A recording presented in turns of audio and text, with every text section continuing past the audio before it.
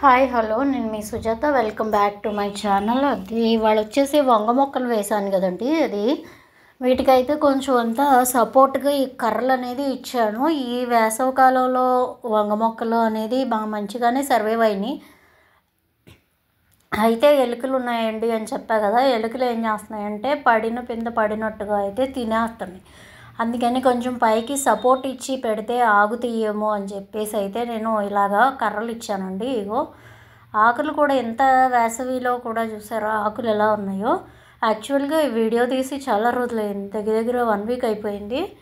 ఇప్పుడు మాకైతే వర్షాలు కొంచెం మంచిగా గట్టిగానే పడుతూనే ఉన్నాయి రోజు. ఇగో సాయిల్ కూడా దీంట్లో నేను కొంచెం అంత వేపపిండి ఇచ్చాను. అలాగే వచ్చేసేసరికి మధ్య మధ్యలో మనం కుంకుడుకాయలు అలాగా యూజ్ చేస్తాం కదా, వాటి యొక్క గింజలు అలాంటివి ఉంటే కూడా అవి కూడా ఇచ్చానండి. అయితే ఇది వీడియో వచ్చేసరికి ఏం జరిగింది వంగ మొక్కకి అనేది షార్ట్లో అయితే అప్లోడ్ చేస్తాను.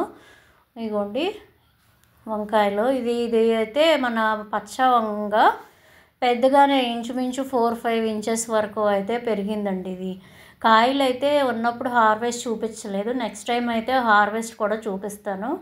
ఇదిగోండి వీడియో చూసేవాళ్ళు స్కిప్ చేయకుండా చూడండి. నాకు అసలు వీడియోస్ చేయాలని ఇంట్రెస్టే లేదు, కేవలం ఏంటంటే కంటెంట్ ఉంది కదా అని చెప్పేసి చేస్తున్నాను. ఇది గుత్తి వంగ.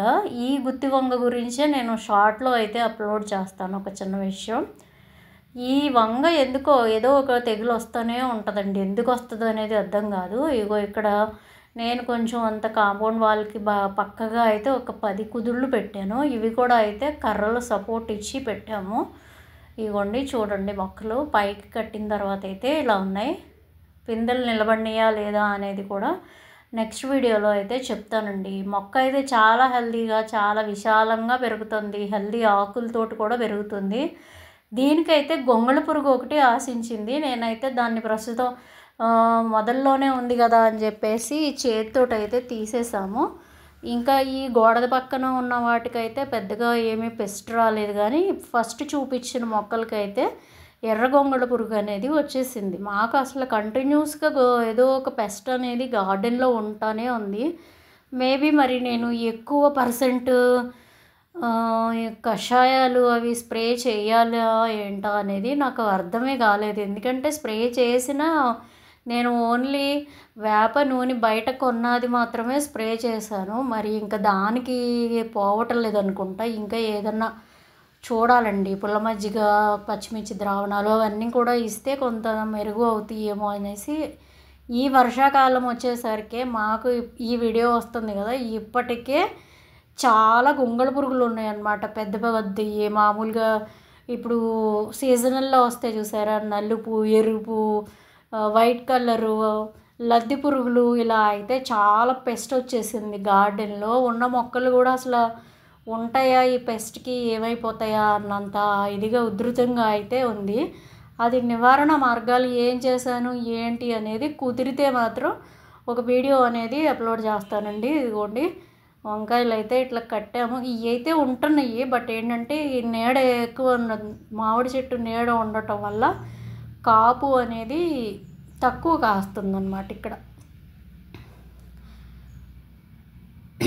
మొక్క చూసారు కదా హెల్తీగానే ఉన్నాయి. కాకపోతే ఆ గుత్తి వంగకి ఏం జరిగింది అనేది చెప్తాను నెక్స్ట్. ఇదిగోండి పిందెలు అయితే ఉన్నాయండి. నేనైతే దీనికి ఇంట్లో బియ్యం కడిగిన నీళ్ళు కానీ, కిచెన్లో మనం వాడుకున్న కూరగాయలు, ఉల్లిపాయలు, పచ్చిమిర్చి ఇలాంటివన్నీ వాడతాం కదా, అలాంటివన్నీ కూడా ఇస్తూ వస్తున్నాను. ఎందుకంటే పైన ఇంకా మొక్కలేవి లేవు, ఉన్న 4 మొక్కలు కిందనే ఉన్నాయి కాబట్టి నేను ఈ కిందంతా అయితే ఇలా వేస్తున్నా. ఇగో చూసారా, ఈ ఒక్క మొక్కే హెల్తీగా ఉంది. దీన్ని పైనుంచి తీసుకొచ్చి వేసాను కదా ఫస్ట్లో కూడా కాస్త ఎలుక తినేసిందండి అని చెప్పాను కదా, ఆ మొక్కేనమాట. అదొక్కటే మంచిగా ఉంది. ఆ గోడ పక్కన కూడా వచ్చినాయండి, కానీ అక్కడ పందికొక్కు తిరగడానికి వీలుగా ఉండేసరికి వాటిల్లో అయితే తినేస్తున్నాయి అన్నమాట. ఇదేనండి ఇవాళ వీడియో అయితే. లాస్ట్ వీడియోకి 1 సెంట్ వచ్చింది, దాంతో అసలు వీడియో అప్లోడ్ చేయాలి అన్న ఇంట్రెస్టే లేదు. కంటెంట్ ఇష్టం లేని వాళ్ళు ప్లీజ్ దయచేసి నా వీడియోని ఓపెన్ చేయొద్దు. ఇంకో వీడియోలో అయితే మళ్ళీ కలుసుకుందాం. Thank you so much, bye bye.